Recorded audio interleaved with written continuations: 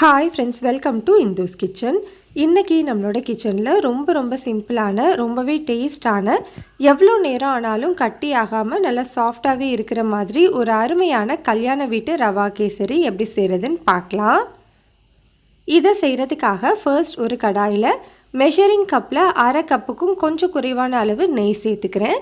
இதுவே நீங்கள் உருக்குன நெய் யூஸ் பண்ணிங்க அப்படின்னா அரை கப் அளவு சேர்த்துக்கோங்க. ஒரு கப் ரவைக்கு அரை கப் அளவு உருக்குன நெய் கரெக்டாக இருக்கும். இது கூட கேசரி ரொம்ப நேரத்துக்கு சாஃப்டாக இருக்கிறதுக்காக 1/4 கப் அளவு வாசனை இல்லாத சமையல் எண்ணெய் சேர்த்துக்கோங்க. கடலெண்ணெய், நல்லெண்ணெய் அதெல்லாம் யூஸ் பண்ணக்கூடாது. வாசனை இல்லாத சமையல் எண்ணெய் தான் யூஸ் பண்ணிக்கணும். எண்ணெயும் நெய்யும் நல்லா சூடானதுக்கப்புறமா இதில் கொஞ்சமாக முந்திரி, கிஸ்மிஸ் இது ரெண்டையுமே சேர்த்து பொன்னிறமாக வர வரைக்கும் வறுத்துக்கோங்க. முந்திரி கிஸ்மிஸோட அளவு உங்களோட விருப்பத்தை பொறுத்தது. உங்களுக்கு எவ்வளோ வேணுமோ அதுக்கேற்ற மாதிரி சேர்த்துக்கலாம். இது ரெண்டுமே நல்லா வறுப்பட்டதுக்கு அப்புறமா இதை தனியாக ஒரு பவுலில் மாற்றி வச்சுக்கோங்க. இப்போ இந்த எண்ணெய் நெய்யில் மெஷரிங் கப்பில் 1 கப் அளவு ரவை சேர்த்துக்கலாம். ரவை நல்லா பொடியாக இருக்கிற ரவையாக சேர்த்துக்கோங்க. அப்போ தான் கேசரி நல்லா டேஸ்ட்டாக இருக்கும். ஸ்டவ்வை லோ ஹீட்டில் வச்சுட்டு ரவையை சேர்த்துட்டு ஒரு 2லேருந்து 3 நிமிஷத்துக்கு வறுத்துக்கோங்க. ரவையை ரொம்ப நேரத்துக்கு வறுக்கக்கூடாது. அப்புறம் ரவை ஹார்டாயிரும், கேசரியும் ஹார்டாக இருக்கும். 2லேருந்து 3 நிமிஷத்துக்கு நல்லா வாசனை வர வரைக்கும் வறுத்திங்கன்னா போதும். இப்போ பாருங்கள், நம்மளுக்கு ரவை நல்லா வறுப்பட்டு வந்துருச்சு. இப்போ நம்ம தண்ணி சேர்த்துக்கணும். இந்த கப்பில் தான் 1 கப் அளவு ரவை சேர்த்துருந்தோம். அதே கப்பில் 3 கப் அளவு நல்லா சூடான தண்ணி சேர்த்துக்கோங்க.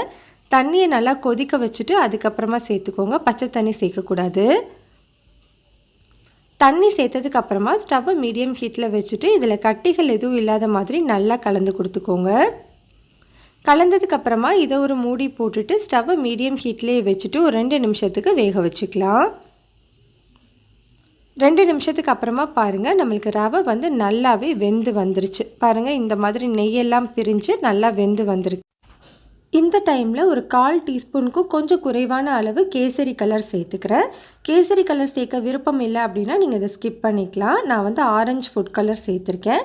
ஃபுட் கலர் சேர்த்து நல்லா ஈவனாக மிக்ஸ் பண்ணி கொடுத்துக்கோங்க. ஸ்டவ்வை லோ ஹீட்லேயே வச்சு கலந்து கொடுத்துக்கோங்க. இப்போ எல்லாமே கலந்ததுக்கப்புறமா நம்ம சர்க்கரை சேர்த்துக்கலாம். மெஷரிங் கப்பில் 1 கப் அளவு ரவை எடுத்தோம் இல்லையா, அதே கப்பில் 1 கப் அளவு சர்க்கரை சேர்த்துக்கிறேன்.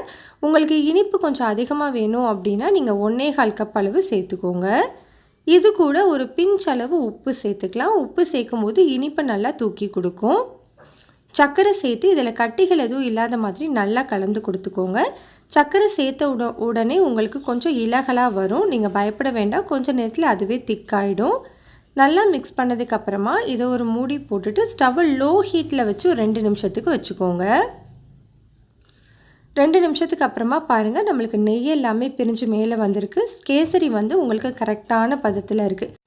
இப்படி கொஞ்சம் தளன்னு இருந்ததுனா தான் நம்மளுக்கு ரொம்ப நேரம் ஆனதுக்கப்புறம் கேசரி சாஃப்டாகவே இருக்கும். அதே மாதிரி நீங்கள் கரண்டி வச்சு சுற்றும் போது எல்லாமே ஒன்றா சேர்ந்து இந்த மாதிரி வரணும். அல்வா பதத்தில் இருக்கும்போது தான் டேஸ்ட் சூப்பராக இருக்கும்.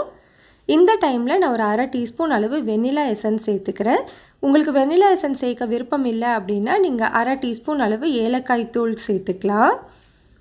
இது கூடவே ஒரு சிட்டிகை அளவு பச்சை கற்பூரம் சேர்த்துக்கிறேன். பச்சை கற்பூரம் சேர்க்குறதுமே ஆப்ஷனல் தான். ஆனால் சேர்த்திங்க அப்படின்னா நல்ல வாசமாகவும் டேஸ்ட்டாகவும் இருக்கும்.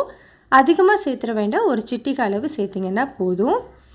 இது கூடவே நம்ம வறுத்து வச்சுருந்த முந்திரி கிஸ்மிஸும் சேர்த்துட்டு நல்லா கலந்துட்டு ஸ்டவ் ஆஃப் பண்ணிக்கோங்க. அவ்வளோதான், நம்மளுக்கு ரொம்ப சிம்பிளான ரொம்பவே டேஸ்டான கல்யாண வீட்டு ரவா கேசரி ரெடி ஆகிடுச்சு.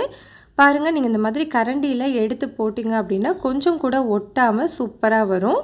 இது எவ்வளோ நேரம் ஆனாலும் கட்டி ஆகாது. கண்டிப்பாக ட்ரை பண்ணி பாருங்கள். இந்த ரெசிபி பிடிச்சிருந்தால் லைக் பண்ணுங்கள், ஷேர் பண்ணுங்கள், சப்ஸ்கிரைப் பண்ணிக்கோங்க.